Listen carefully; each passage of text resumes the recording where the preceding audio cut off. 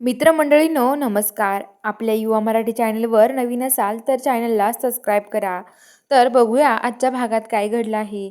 तर आता इकडं मंजू तिथे येऊन बसलेली असते आणि मंजू आता सारखं त्या माणसाला फोन करत असते. कधी भेटायला येतो आणि कधी नाही.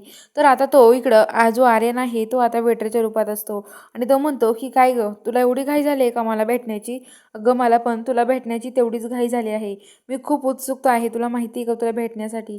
मला खूपच आनंद झाला आहे तुला भेटायला, पण काय करणार गं, एक हे झालं आहे. अगं तुला माहिती आहे का, मी तुला भेटायला येणार आहे, पण आता सत्या पण आपल्यामध्ये येणार नाही. आपल्या दोघांना आता कोणीच हे करू शकत नाही आहे, कारण की आता आपण दोघेच मस्त भेटूयात आणि दोघे मस्त राहूयात असं म्हणत असते.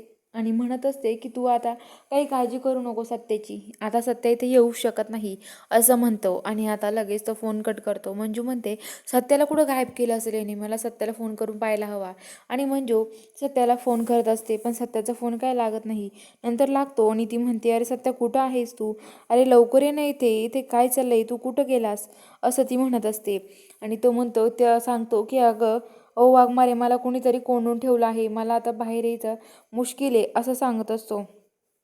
आणि आता लगेच जी मंजू आहे ती म्हणते की आता काय करायचं, कसं करायचं ना, मला काहीच कळत नाही आहे असं म्हणत असते. आणि आता लगेच जी मंजू आहे ती म्हणते की सत्या आता काही करून तू बाहेर येण्याचा प्रयत्न कर असं म्हणते. इकडं आता ती बलमल त्यांना सगळ्यांना सांगते.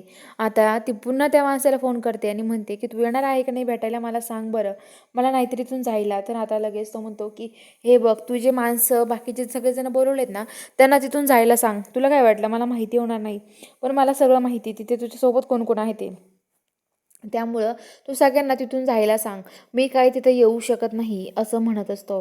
आणि आता लगेच मंजू सगळ्यांना तिथून जायला सांगते आणि सगळे तिथून गेल्यावरती तो आता तिथे येऊन बसतो. पण त्याच्याजवळ एक खुर्चीवर मास्क वगैरे लावलेला काळा चेहऱ्याने ते बांधलेला माणूस बसलेला असतो. आणि तो माणूस तिथे बसून गुलाबाचं फुल घेऊन हातात बसलेला असतो.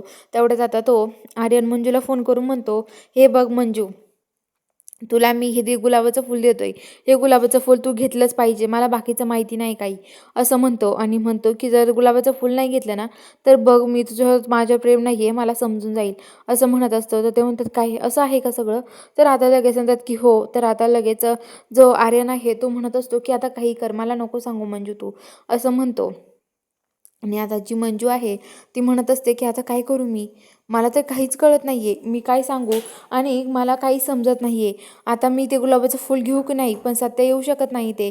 आणि इकडं आता जो सत्य आहे तो बाथरूममध्ये खूप ओरडत असतो, दरवाजा उघडा उघडा म्हणत असतो, पण कोणी दरवाजा उघडत नाही. आणि आता तेवढा तो सत्य आता बाथरूमवर कूदतो, बाथरूमवर भिंतीवरून तो वरून येतो आणि म्हणतो की आता मला जायला हवं.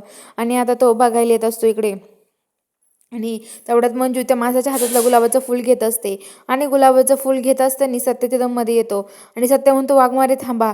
आणि सत्य त्या माणसाला काही न विचारपूस करता त्या माणसाला मारायला सांगतो. आणि आता त्या माणसाला मारायला सांगतो आणि आता लगेच त्याला मारत असतो. आणि म्हणत असतो की हे बघ काय रे, माझ्या बायकोला प्रपोज करतोय का, त्याला मारतो. तेवढ्यात आता मंजू म्हणते की हा याला मारतोय. तेवढ्यात आर्यन तिथून निघून जातो. आणि आर्यन निघून गेल्यावरती आता इकडं जी मंजू आहे तिच्या डोक्याचा तो गपचूप क्लचर काढून घेऊन जातो. आणि घेऊन गेल्यावरती तो आता मंजूला कॉल करतो आणि म्हणतो की काय मंजू, कसा वाटला मग माझा प्लॅन. तर आता मंजू म्हणते की हा तर मला फोन करतोय, मग हे नेमकं कोण आहे, सत्य हा दुसऱ्या माणसाला मारतोय म्हणजे मला याला सत्याला सांगायला हवं की सत्या तू दुसऱ्या माणसाला हाणत आहे. आणि तो बाहेर जाऊन सत्य आणि मंजूला खूप हसत राहतो. तो म्हणतो की बघितलं का, यांच्या मी काही करून हाती नाही लागू शकत. आणि सत्य इकडे हाणत असतो, मंजू त्याला थांबवण्याचा प्रयत्न करते. तर चला बघूया पुढच्या भागात नक्की काय घडणार आहे. बघायला चॅनलला सबस्क्राईब करा.